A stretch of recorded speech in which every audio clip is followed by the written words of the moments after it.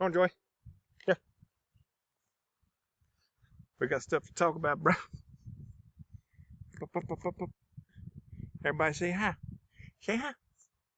All right, it's this way. Ooh. All right, let's do this pocket talk thing. Man, my seat keeps sinking into the ground, man. Crappy soil out here. Oh, you see this? Oh, chunks of black stuff in it. Anyway, let's talk about this game. I'm going to link a video in your canvas called Pocket Talk. Check that game out. Check it out.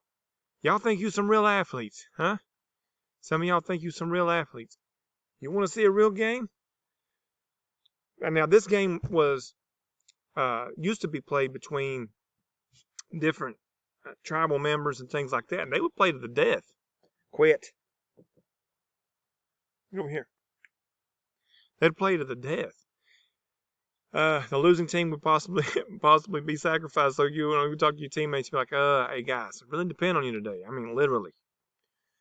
And so I'm gonna link a video in Canvas to the Pocket Talk, or you can look it up yourself on YouTube. There's all kinds of different, but these are ritual games. Just imagine if your life depended on, and they try to get the ball through the hoop using those rubber balls that they make out of the rubber tree, through that little, through this little hole here. Where's my pointer at? Okay, yeah, right here. And I really can't describe it to you. You got to watch it. You have to watch it. I don't understand it. I've watched the game several times, and especially teaching this, and I still don't quite understand what everybody's role is in that game. Nobody knows for sure what happens to the Mayans.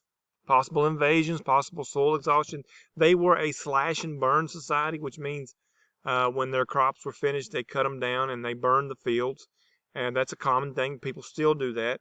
It restores the nitrogen and the carbon back into the ground, kills off what they would consider to be non-productive plants, or what we call weeds. Okay, so again, look at the dates here. I'm going to flip back through there.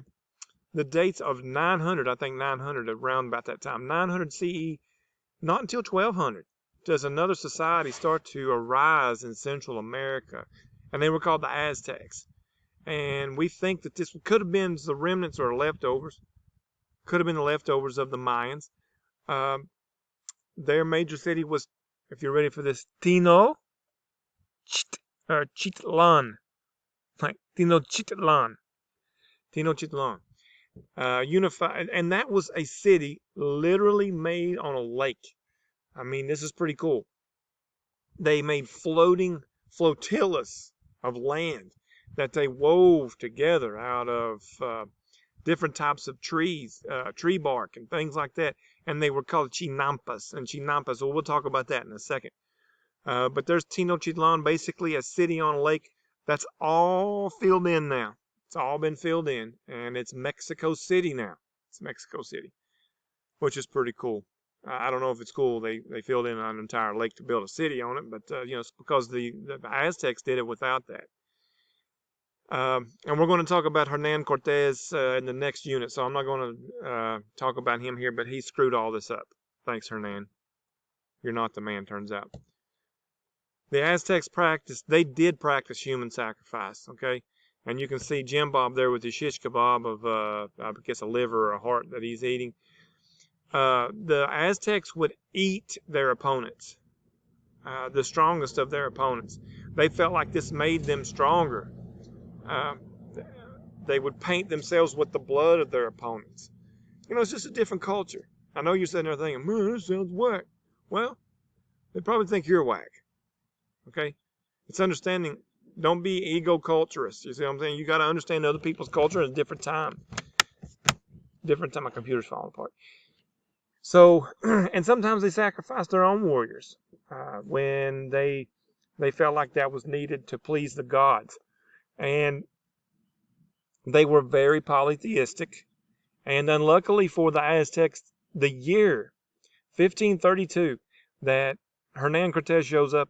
They're actually looking for a pale-faced white god named Quetzalcoatl, and Quetzalcoatl is a light-skinned god that that the Aztecs really looked up. They wanted to impress this particular, and they thought at first Hernan Cortez was Quetzalcoatl, which got him in the door. And the damage had already been done, as we're seeing with this particular pandemic, the COVID-19 that we're currently dealing with. Once a virus is unleashed or some type of disease is unleashed and there's no immunity to it, it's a dangerous thing. And what Hernan Cortez was carrying in his blood wiped the Aztecs out, two-thirds, a good two-thirds. So they didn't really have to fight the Aztecs. They left and came back, and most of the Aztecs were wiped out. I've got another video that I'm going to put in there for you about the Aztecs, because they, along with the Mayans, they fought with a material called obsidian. And obsidian is basically glass that comes out of volcano. It's volcanic glass. It is the sharpest material on the face of the planet, minus maybe a diamond cutter. Surgeons use obsidian to cut people open with because it's so sharp. And they made their swords out of this. They would fight with obsidian swords, and you'll see that in the video, because they weren't very durable, but they were very sharp. And along with, just like the Mayans, they built these great temples for religious purposes, but also for practical purposes of sacrifice and to chart the movements of the stars and when it was time. So they formed on artificial floating islands called chinampas. The economy was based on agriculture and conquest. Again, we don't really see a currency system set up here. So there's the chinampas. Amazing. You know, imagine if we could utilize our water surfaces here for agricultural reasons. If we think about all the lakes and rivers and streams and ponds and things like that, we could really grow a lot of food, and the water source is always there, you see. So they were pretty smart here. They would build these chinampas up using different types of weaving techniques and wood together that would create these floating, basically they could build on them, they could farm on them. And again, the water source was always there for them, for the plants to grow. So there's Hernan Cortez. We'll talk about him later on. And the chief of the Aztecs was Montezuma. Montezuma, it's a tragic story. So you'll see that in the video that he actually gets cornered by Cortez. And he says, you're going to go out there and tell your people to leave, to worship me, and to leave my men alone. There was only maybe a couple of hundred of Cortez's men. He only had a couple hundred men. But he had the armor, they had the guns, the Spanish guns, and that terrified the Aztecs. They thought when they rode in on horses, see, the Spanish, they bring in the horses, they bring in pigs. That wasn't native to this area. And that's if you go wild boar hunting, wild pig hunting, they are descendants of what the Spanish brought over, because they reproduced quickly on the ships. That was one of the ideas of Queen Isabella and Ferdinand, if you remember those two, and the Reconquista. So we're going to talk about those in the Age of Exploration. The Inca, and God, I'm trying to remember. They lived in South America. I'm trying to remember the most famous chief's name, Pacaculi or something. He united all of the tribes of the Andes Mountains to basically found the Incan civilization. And Machu Picchu, which you can only get there basically now by helicopter, and nobody knows how they created this great civilization on the top of the Andes Mountains here. They were terrace farmers. And one more thing, check this out. Look at these extensive road systems. So pound for pound, mile for mile, the Incas had more road systems than the Romans. Let that sink in for a minute. And you get to see these terrace farm, and again, you see the terrace farming going on in different parts of the world. Uh, Incan terrace farms and civilizations.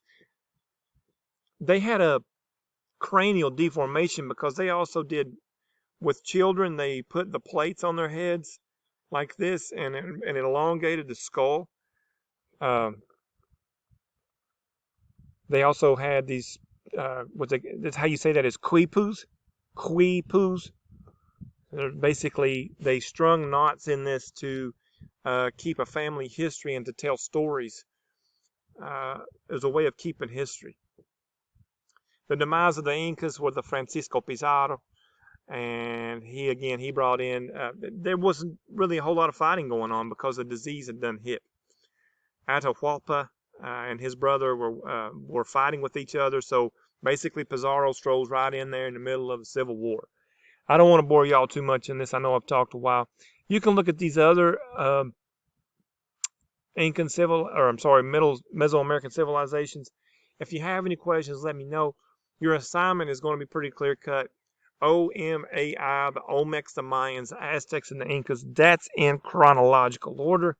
The Aztecs and the Incas exist at the same time. We don't know if they talk to each other or not. So you can rewind this, watch it over again.